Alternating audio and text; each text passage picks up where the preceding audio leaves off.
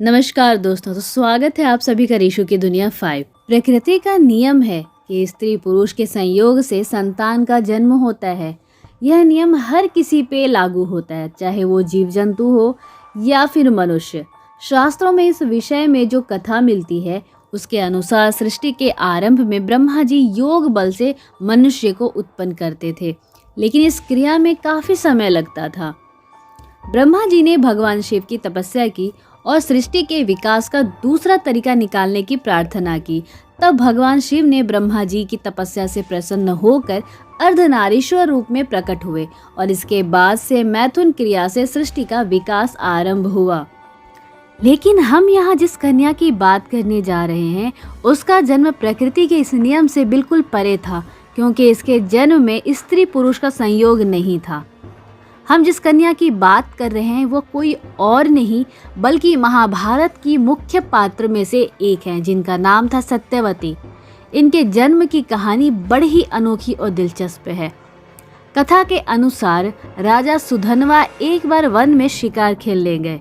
इस बीच इनकी पत्नी रजस्वला हो गई और उनके मन में गर्भ धारण करने की इच्छा जगी। रानी ने एक शिकारी पक्षी के द्वारा राजा के पास अपना संदेश भेजा। राजा ने एक पात्र में अपना वीर्य देकर पक्षी को रानी तक पहुंचाने के लिए कहा। मार्ग में एक अन्य शिकारी पक्षी मिल गया जिसके साथ उसका युद्ध होने लगा। इससे वीर्य का पात्र छूटकर यमुना नदी में गिर गया। उस समय यमुना में ब्रह्मा जी के श्राप से एक अप्सरा मछली रूप में रह रही थी। इसने वीर्य को ग्रहण कर लिया। इसके प्रभाव से वह गर्भवती हो गई। गर्भकाल जब पूरा होने को आया तब एक दिन एक मछुआरे के जाल में वह फंस गई। अद्भुत और विशाल मछली होने के कारण इसे राजा सुधनवा के दरबार में लाया गया। जब मछली का पेट चीरा गया तो उसमें से एक बालक और एक कन्या निकली। राजा सुधनवा ने बालक को अपने पास रख लिया, क्योंकि राजा सुधनवा की कोई संतान नहीं थी, और उस बालक का नाम मत्स्यराज रखा।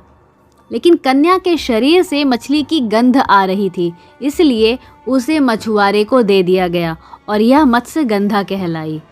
मत्स्यगंधा जैसे जैसे बड़ी होती गई उसका रूप यौवन निखरता चला गया।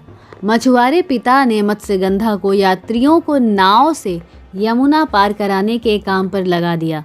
एक दिन ऋषि पराशर भी मत्स्यगंधा की नाव में बैठे और मत्स्यगंधा को देखकर मोहित हो गए।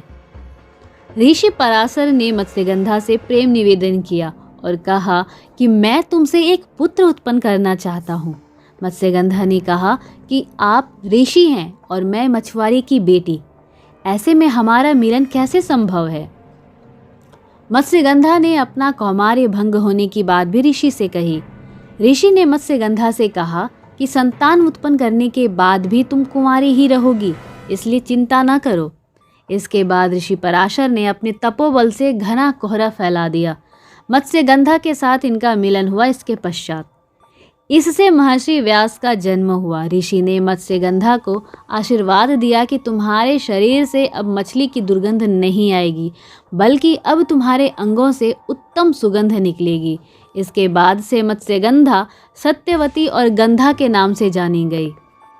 सत्यवती का विवाह हस्तिनापुर नरेश राजा शांतनु से हुआ और इसके पश्चात सत्यवती के 2 पुत्र हुए, चित्रांगद और विचित्रवीर्य। तो ये थी देवी सत्यवती की कहानी। उम्मीद करती हूँ कि आप लोगों को ये कथा अच्छी लगी होगी।